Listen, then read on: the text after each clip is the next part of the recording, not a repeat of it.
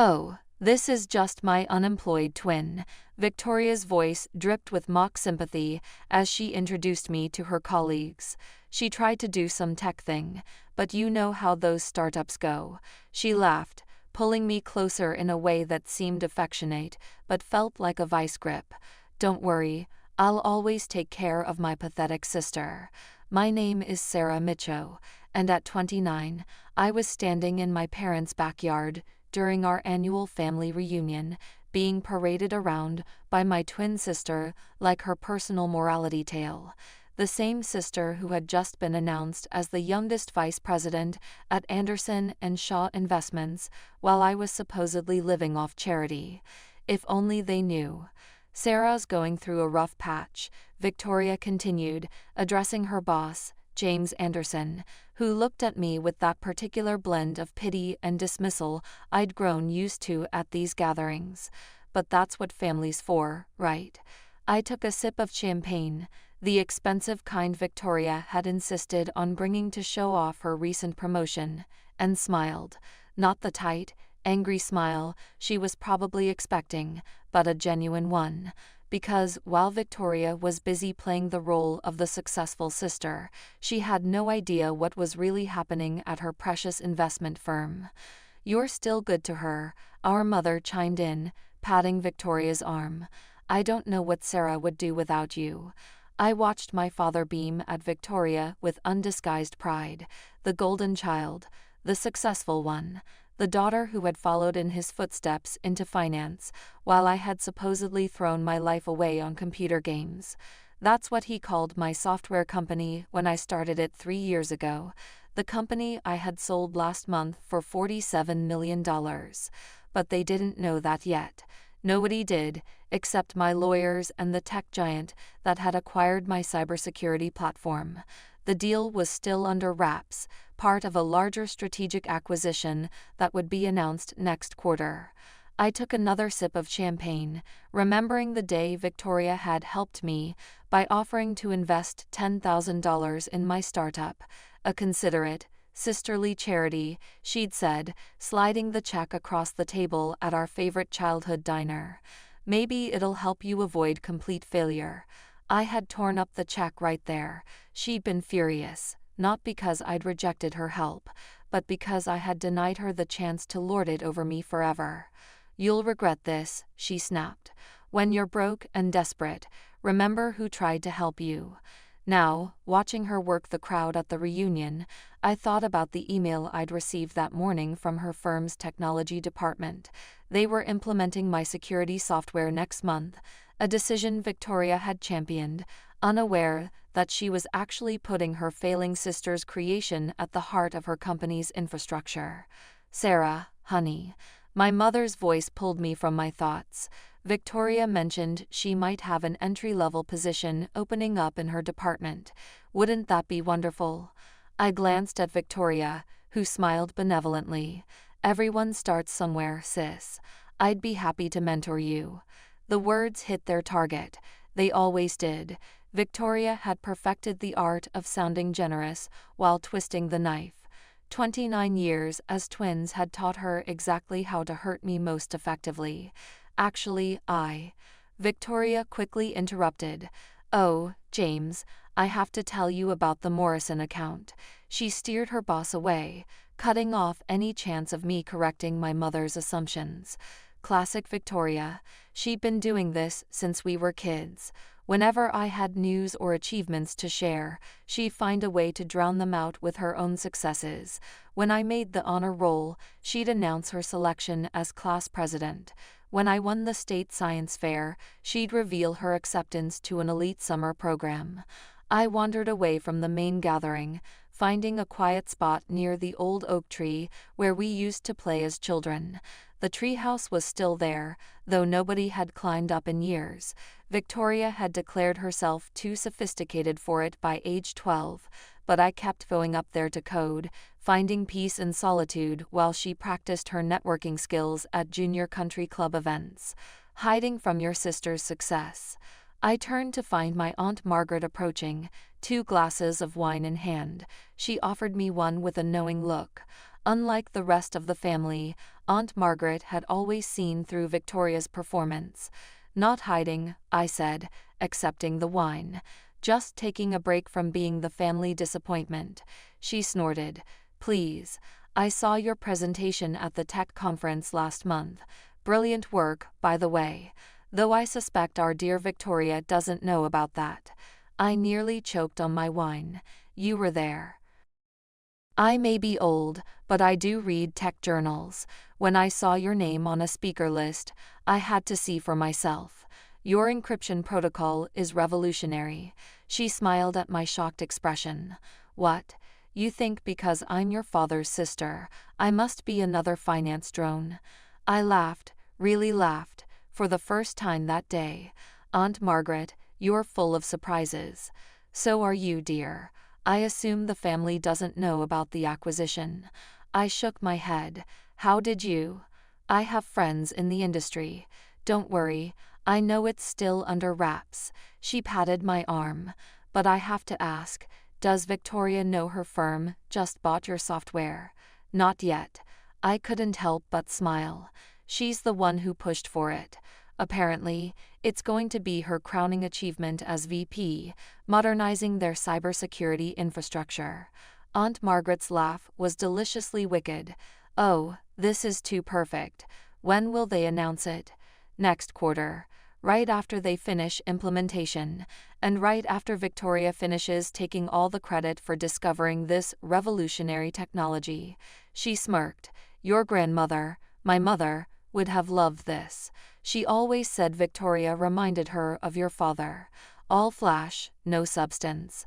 "Dad has substance," I protested weakly. "He used to, before he got caught up in the game of appearances. Your grandmother saw it happening and tried to warn him. That's why she left her technology patents to me instead of him.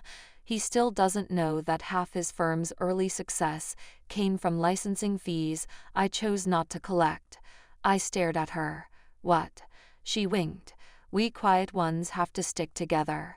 Speaking of which," she pulled an envelope from her purse. "This came to my office. I think you might want to read it before the day is over." Inside was a letter from Anderson and Shaw's board of directors, marked confidential. My hands trembled as I read it. "Is this real?" I whispered. "Very. James Anderson may be impressed by Victoria's sales pitch about the new security system, but he's not stupid. He did his research after she presented it. Imagine his surprise when he traced the technology back to its original creator." I read the letter again. The board wasn't just implementing my software. They wanted to bring me on as their chief technology officer, overseeing the entire digital transformation of the firm. "They're announcing it next week." Aunt Margaret grinned. "I thought you might want to know before Victoria does." I folded the letter carefully, my mind racing. "She's going to be furious." "Oh, undoubtedly." Aunt Margaret's eyes twinkled. "Finding out her unemployed sister is about to become her boss. I wouldn't miss it for the world." "And neither would I." As if on cue, Victoria's voice carried across the lawn. "Sarah, stop hiding and come celebrate my promotion properly." I slipped the letter into my pocket and squared my shoulders. "Duty calls." "Give her hell, dear," Aunt Margaret whispered. I made my way back to the main gathering, where Victoria was holding up her champagne glass. "A toast," she announced, "to family, success." She smiled at me with artificial sweetness, helping those less fortunate find their way. The crowd raised their glasses. I raised mine too, catching James Anderson's eye across the circle. He gave me the slightest nod, and I had to bite back a smile. "Speaking of finding your way," Victoria continued, slipping an arm around my shoulders, "I have wonderful news, Sarah. I've convinced the HR department to create a special position for you. Nothing too challenging, of course, but it's a start." Our mother clasped her hands together in delight. Dad beamed. The perfect family picture, successful daughter generously helping her failing twin. I took a deep breath. The letter felt warm in my pocket, like it was eager to burst out and shatter this carefully constructed scene, but not yet. Let Victoria have her moment. After all, next week was going to be interesting enough. Thank you, Victoria, I said, raising my glass higher. To new beginnings. She couldn't have known why I was smiling. None of them could. But as I sipped my champagne, watching Victoria bask in her imagined superiority, I thought about the email I'd received just before the party, the one confirming that the Anderson and Shaw board meeting was scheduled for Monday morning. The meeting where they would announce their acquisition of my company, my new position as CTO, the complete restructuring of their technical division. The meeting where Victoria would learn that her latest triumph, the security system she so proudly championed, was actually created by her unemployed twin sister. The same meeting where she would discover that her entry-level position offer was about to become incredibly awkward, given that I would soon be several levels above her in the corporate hierarchy. But for now, I just smiled and let her have her moment in the sun. After all, what kind of sister would I be if I didn't support her success? Even if it was about to become the shortest-lived promotion in Anderson and Shaw history. Monday morning arrived with the kind of crisp September air that usually signaled change in Boston. I stood outside Anderson and Shaw's gleaming headquarters, watching executives file through the revolving doors, none of them aware that today would reshape the company's future. My phone buzzed. Another text from Victoria. Don't forget about our HR meeting at 11. Wear something professional, if you have anything suitable. I smoothed down my tailored Armani suit and smiled at the irony. Victoria had always been obsessed with appearances, carefully cultivating her image as the polished, successful twin. Meanwhile, I'd spent years reinvesting every penny into my company, wearing the same rotation of basic business casual outfits that had made her cringe. But today was different. Today, I dressed for the role I was about to step into. Sarah. James Anderson's voice boomed across the lobby as I entered. He strode over, hand extended, ready for the big reveal. Victoria, who had been waiting by the reception desk, did a double take. Her perfectly manicured hand froze halfway to her coffee cup. Sarah, what are you doing here? Our HR meeting isn't until 11. Change of plans, James said cheerfully. Sarah's needed in the board meeting. You too, Victoria. Shall we? I watched the confusion play across my sister's face as we rode the elevator to the top floor. She kept shooting me suspicious glances, probably trying to figure out why her unemployed sister was suddenly on a first-name basis with the CEO. The boardroom was packed when we arrived. Victoria immediately moved to take her usual seat, but James gestured her to the side. Sarah, why don't you sit here? He pulled out a chair near the head of the table. Victoria's face flushed. Mr. Anderson, that's my. Ladies and gentlemen, James interrupted, calling the room to order. Today marks a pivotal moment for Anderson and Shaw. As you know, we've been pursuing an aggressive modernization of our technical infrastructure. Victoria has been particularly vocal about the revolutionary security system we're implementing. Victoria preened, recovering some of her confidence. Yes, I've been overseeing the entire. What many of you don't know, James continued smoothly, is that we've actually acquired the company behind this technology, and today, I'm thrilled to introduce you to its founder and CEO, who will be joining us as our new Chief Technology Officer.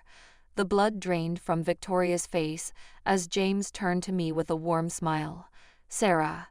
I stood, feeling the weight of every eye in the room. Thank you, James. For those who don't know me, I'm Sarah Mitchell, founder of SecuraFlow Technologies.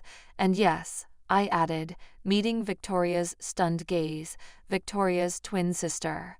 The next hour passed in a blur of presentations and questions. I outlined my vision for the company's digital transformation, fielding technical queries that would have made Victoria's head spin. She sat frozen in her chair, watching her carefully constructed narrative crumble. When the meeting ended, Victoria cornered me by the water cooler. How long? She hissed. How long have you been planning this? Planning what? building a successful company. About 3 years, you know, since I started that tech thing you love mocking. You let me make a fool of myself at the family reunion, in front of everyone? No, Victoria, you did that all on your own. Do Mom and Dad know? Not yet, though I imagine the press release tomorrow might clue them in. She grabbed my arm, her fingers digging in, just like they used to when we were kids, and she was about to blame me for something. You have to turn it down. I stared at her. Excuse me? This position, my position. I'm VP of Strategic Development. I can't report to my little sister. First of all, you're 3 minutes older than me, and second, I gently removed her hand from my arm. I earned this, every bit of it, without family connections, without Dad's influence, without anything except my own hard work. Hard work, she laughed bitterly. You got lucky with some computer program. I've spent years building relationships, playing the game. And now the game has changed. James's voice made us both jump. He stood in the doorway, his expression stern. Victoria, my office, now. I watched them walk away, feeling an odd mix of triumph and sadness. Victoria had always been so convinced of her superiority, so certain that her way, the networking, the politics, the carefully cultivated image, was the only path to success. She'd never understood that while she was playing office politics, I was building something real.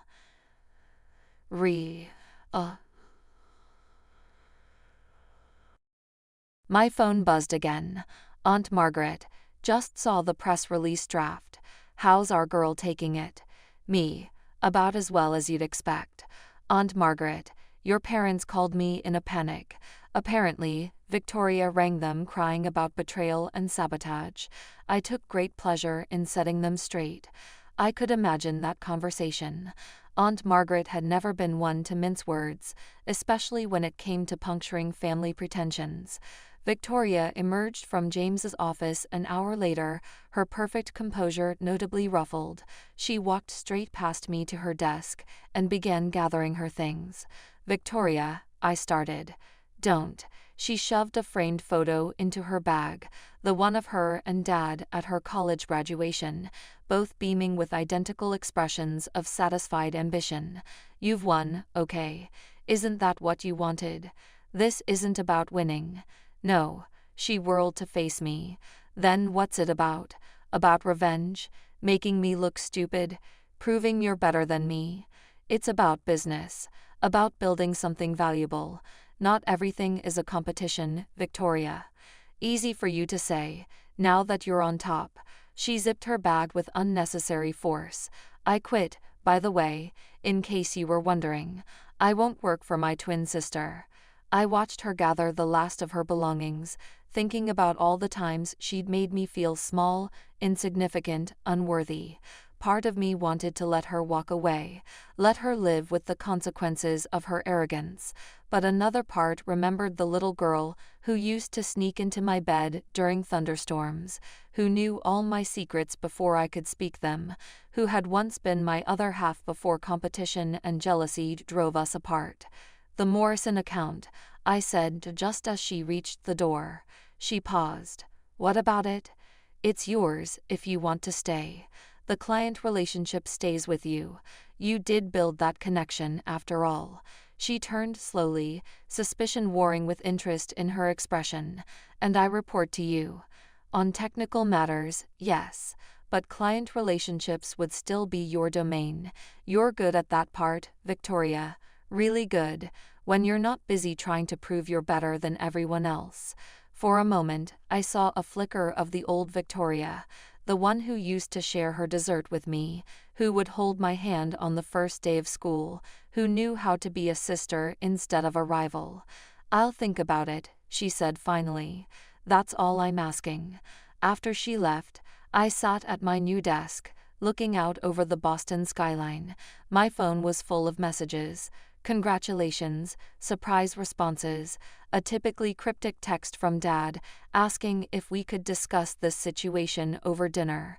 But the message that caught my eye was from Mom. Mom, I'm sorry, for not seeing, for not believing. Can we talk? I picked up my phone and typed a reply. Me, dinner tomorrow. Bring Victoria. I think it's time we all had an honest conversation.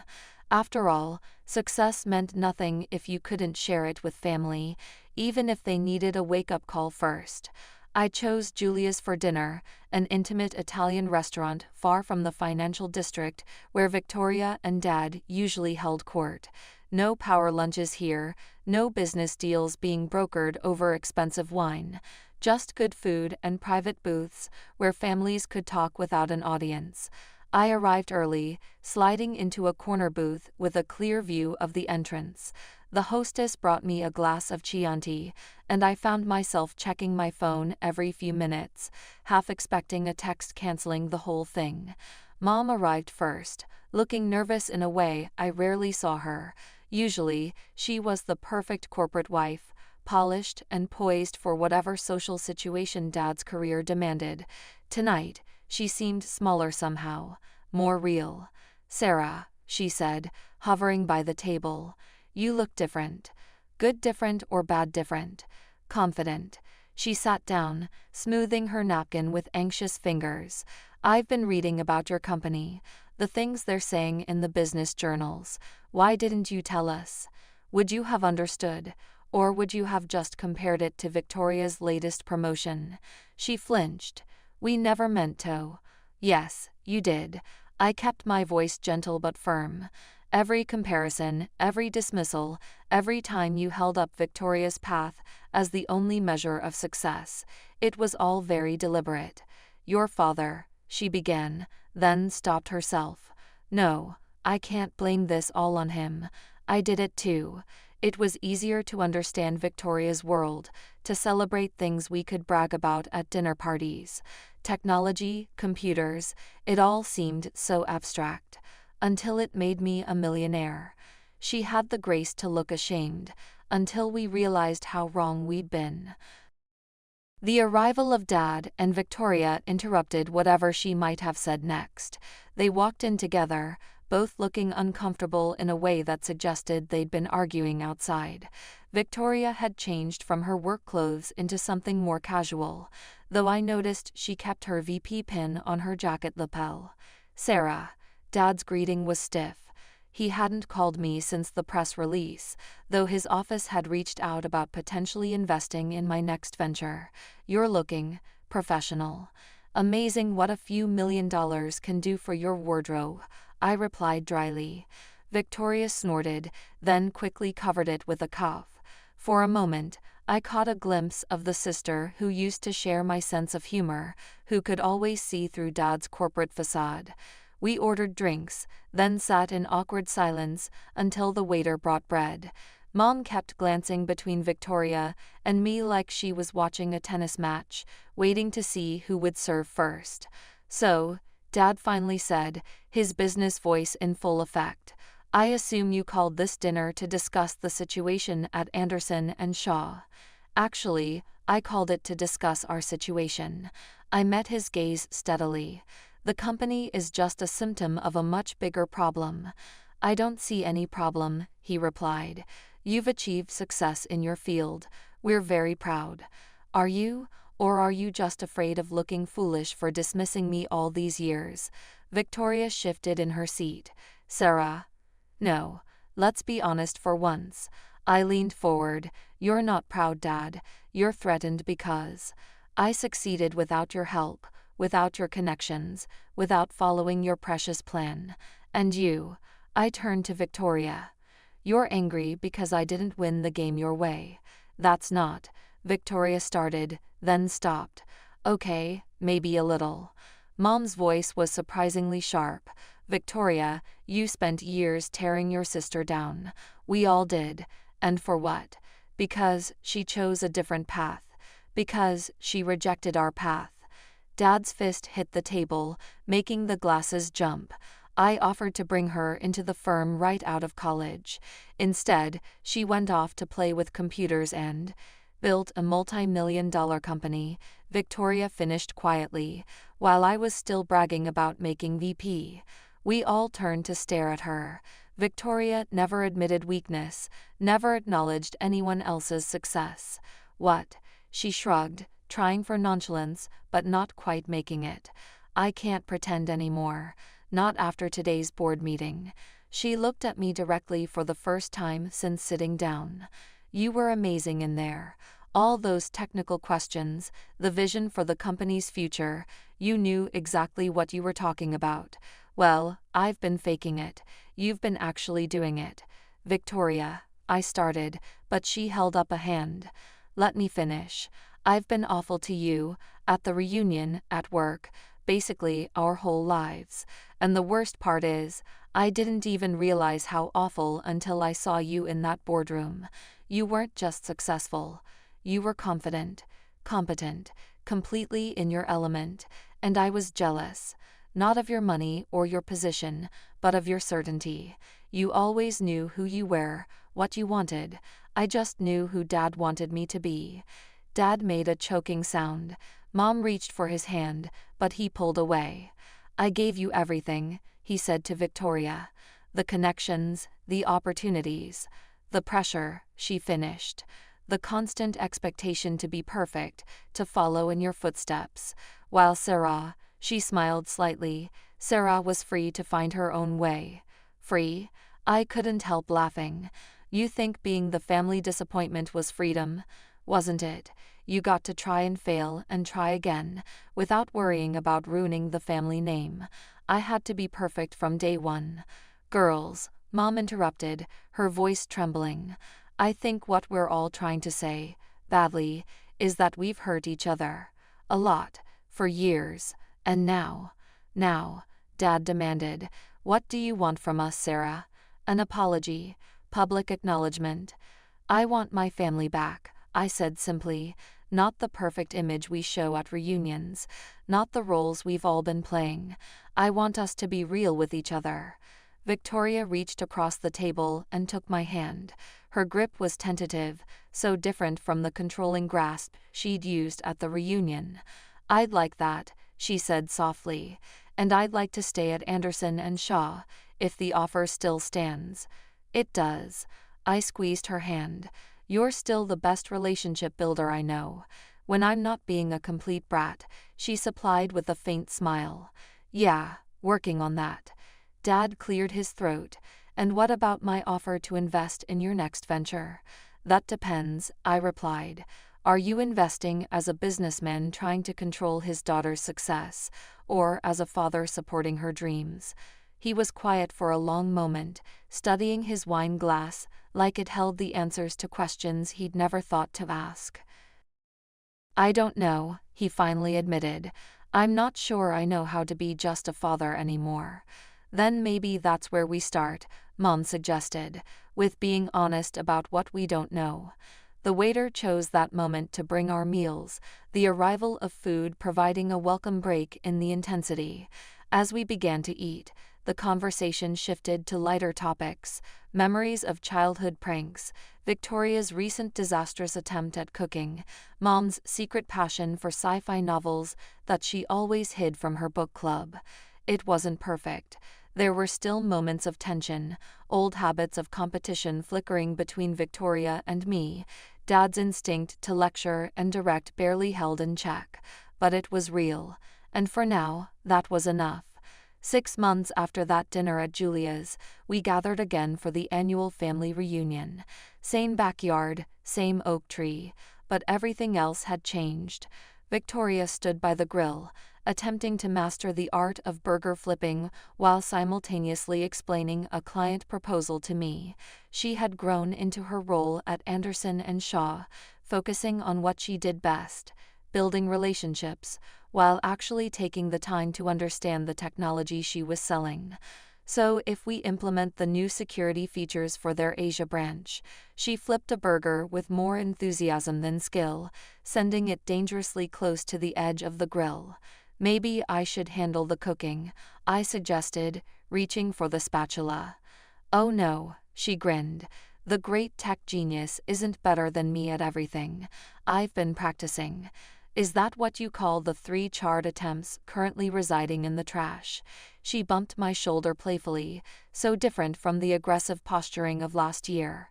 Watch it, boss, or I'll tell everyone about your disastrous presentation in Tokyo. You mean the one where I landed the biggest contract in company history?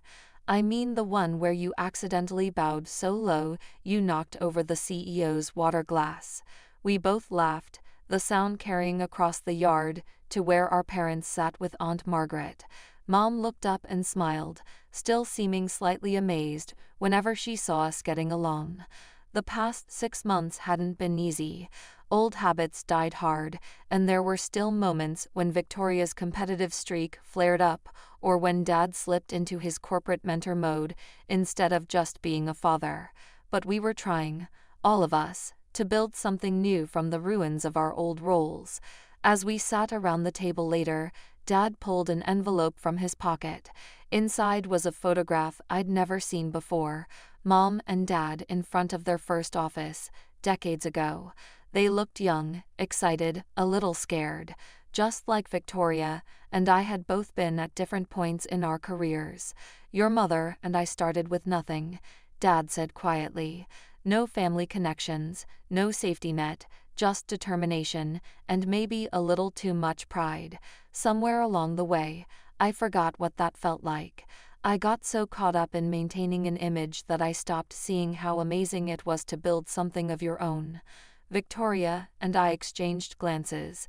For the first time, Dad saw us, not as extensions of himself, but as individuals finding our own way. Aunt Margaret raised her glass. Well, it only took them 30 years to figure it out. We all laughed, the tension breaking like a summer storm.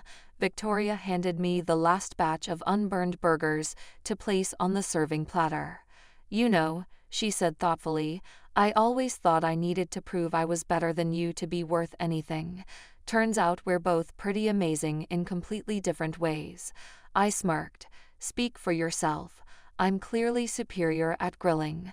She splashed me with her wine, just like she used to with her juice box when we were kids. Finally, after all these years, we both knew exactly what being sisters truly meant. Keep it up, and I'll tell Marcus about your Poon collection. You mean the vintage cards now worth 6 figures? Go ahead. Mom shook her head, watching us with a mixture of amusement and relief. I forgot how you two used to be before we made everything a competition, always teasing, always laughing, always conspiring. Dad added, remember when they reprogrammed my office computer to speak in cartoon voices? That was all Sarah, Victoria said quickly. Really? Because I distinctly remember you being the one who recorded all the voices. Details, details. A car pulled into the driveway. Marcus Anderson, arriving with a bottle of wine and what looked suspiciously like coding textbooks under his arm. Victoria smoothed her hair self-consciously. Not strictly professional, huh? I whispered as she hurried to greet him. Oh, shut up. Make me. She stuck out her tongue, completely breaking her usually polished image. Maybe I will, as soon as I figure out this Python thing. Good luck with that. I hear the instructor is a real hard ass. Yeah, but she's kind of awesome too. Victoria's smile turned serious for a moment. Thanks, Sarah, for not giving up on me, for giving me a chance to be more than Dad's copy. Thanks for finally letting yourself be more. We watched as Marcus greeted our parents, clearly nervous but trying to hide it. Dad was in full interrogation mode until Mom elbowed him sharply. Remember, she hissed, we're not controlling anymore. I'm not controlling, he protested. I'm simply asking about his intentions regarding our daughter's professional development. Aunt Margaret rolled her eyes. Oh, for heaven's sake, Richard, let the girl write her own story. I looked around at my family, imperfect, recovering, but finally real. The old roles were fading, the golden child, the disappointment, the corporate success story, the family failure. In their place were just people, trying their best to understand each other. Victoria caught my eye and smiled. a genuine smile, without any of the old competition or resentment. I smiled back, remembering all the years we'd wasted trying to prove we were better than each other, when we could have been helping each other be better all along. "Hey," she called out. "Who wants to hear about the time Sarah tried to debug a server while having wisdom teeth surgery? Only if we can also talk about your first attempt at coding. I'll just delete the entire database." She laughed, the sound pure and free. "Deal. But first, can you help me rescue these burgers?" "Always," I said, joining her at the grill. "That's what sisters are for." And finally, after all these years, we both knew exactly what that meant.